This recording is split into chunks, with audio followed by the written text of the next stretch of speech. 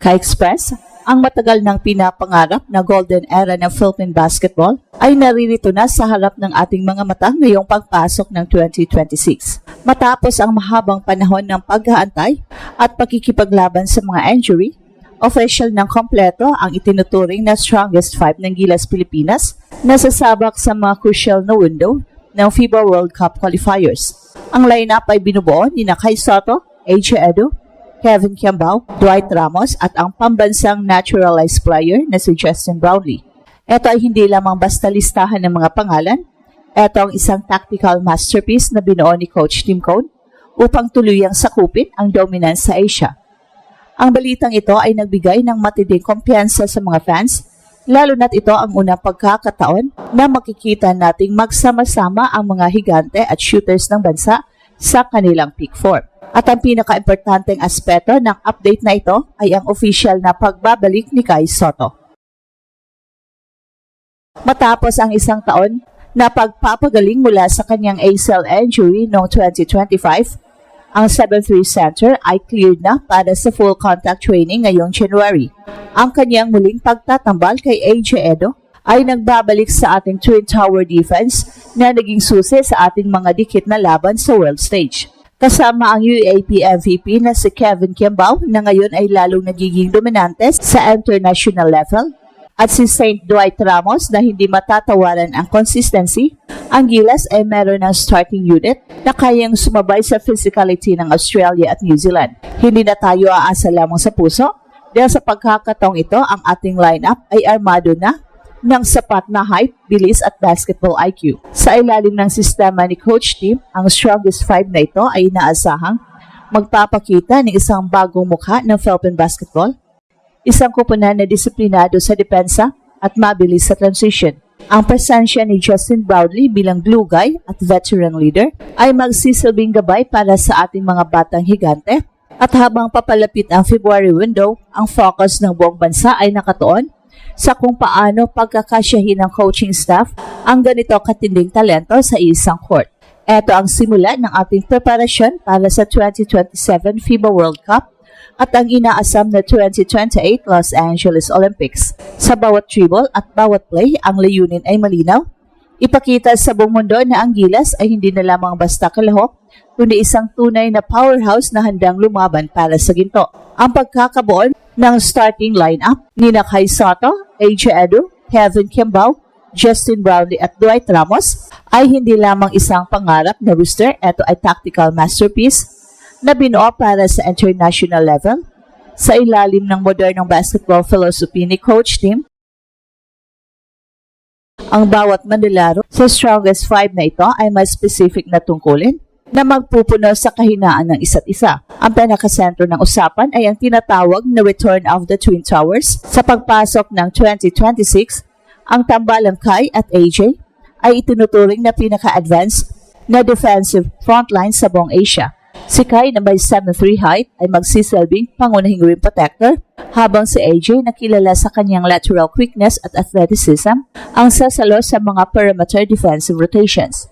Ang tandem na ito ang sagot natin sa mga higante ng world basketball na dati ay madaling nakaka-score sa ating paint. Si Kai, matapos ang kanyang matagumpay na recovery mula sa ACL injury, ay inaasang magpapakita ng mas polished na laro sa high post. Hindi na lamang siya basta tagasalo ng lob, siya na rin ang magsisilbing facilitator sa triangle offense ni Coach Tim.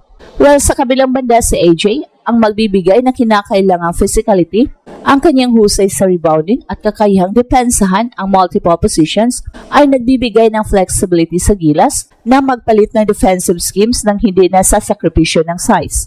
Sa pagkakaroon ng dalawang world-class centers sa loob ng court ng sabay, mapipilitan ang ating mga kalaban na lumabas sa kanilang comfort zone at kumuha ng mas mahirap na tira mula sa labas. At sa wing position, ang presensya ni Kevin Kiambao at Justin Brownlee ay magbibigay sa atin ng offensive firepower na mahirap pigilan. Si KQ, ang pambato mula sa KBL, ay nagpakita ng hindi kapani-paniwalang pag-unlad sa kanyang shooting at playmaking. Bilang isang point forward, kaya niyang magdala ng bola at gumawa ng sariling tira na nagpapagaan sa trabaho ng ating mga guards. Samantala si Justin Brownlee, ang mananatiling clutch king at naturalized leader ng koponan, ang chemistry ni JB Sa mga batang manilarong ito ay subok na at ang kanyang karanasan sa mga dikit na laban ang magsisilbing angkla ng gilas kapag uminit na ang sitwasyon sa court.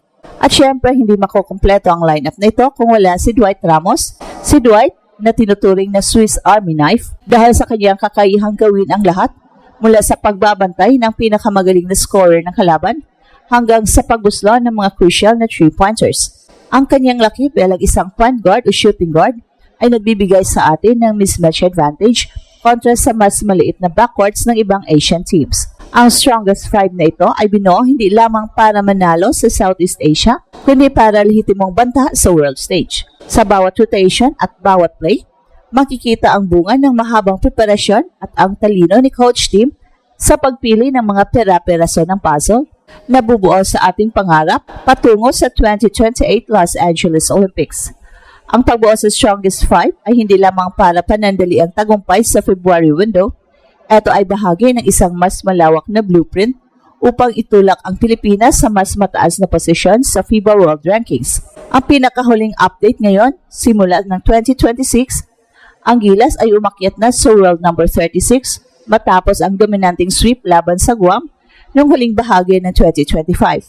Ang pag-angat na ito ay isang positibong senyales. Pero ayon kay Coach Tim, ang tunay na sukatan ng ating pag-unlad ay kung paano natin haharapin ang mga world powerhouses tulad ng Australia, world number 6, at ang New Zealand, world number 26.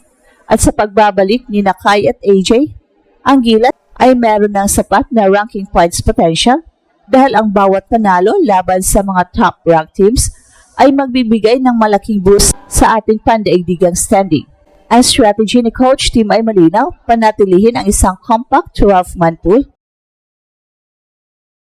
upang masiguro ang chemistry at familiarity, bagamat maraming panawagan mula sa mga fans na dagdagan ang pool matapos ang tagumpay ng ating C team sa nakaraang SEA Games.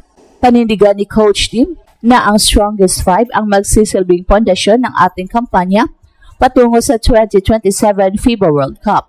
Sa pagkakaroon ng maliit ngunit di kalidad na pool, ito ay magbibigay daan para sa mas mabilis na pag-absorb ng kanyang komplikadong triangle offense. Sa bawat practice session, ang focus ay ang future-proofing ng koponan, isang balanse ng mga veterano tulad ni na Justin Brownlee at Junmar Fajardo at ang mga batang leon tulad ni na Kevin Cambao at Dwight Ramos na inaasahang nasa kanilang prime pagdating ng 2028. At ito ang Express Info kung saan bawat kwento ginulat ang mundo. Don't forget to like and subscribe.